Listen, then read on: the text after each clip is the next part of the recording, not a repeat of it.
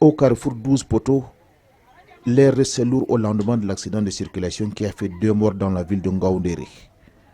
La scène restait vivante dans les esprits comme si le temps avait été suspendu autour des bandes de sécurité que les forces de l'ordre tentent tant bien que mal de maintenir. Les habitants se pressent, murmures étouffés, regards rougis. Devant eux, des silhouettes immobiles. Il a voulu faire l'accident là-bas en haut, il s'est échappé.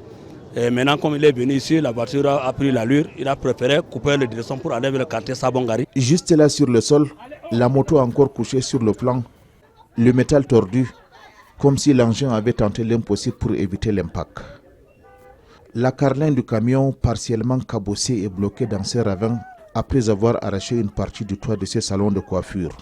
Le camion, selon les premiers témoins, roulait à vive allure et a perdu le contrôle après le carrefour, percutant de plein fouet la moto qui venait en sens inverse. Le camionneur a perdu le contrôle, il est venu percuter le mototaximène qui a perdu l'âme, lui et son client. Les corps, ceux de Ndinga, conducteur de moto, et du passager dont l'identité reste pour l'instant inconnue, ont été déposés à la morgue de l'hôpital régional.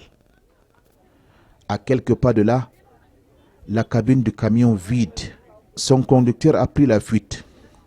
Le procureur de la République est descendu sur place, accompagné de son état-major ainsi que les forces de sécurité qui ont ouvert une enquête.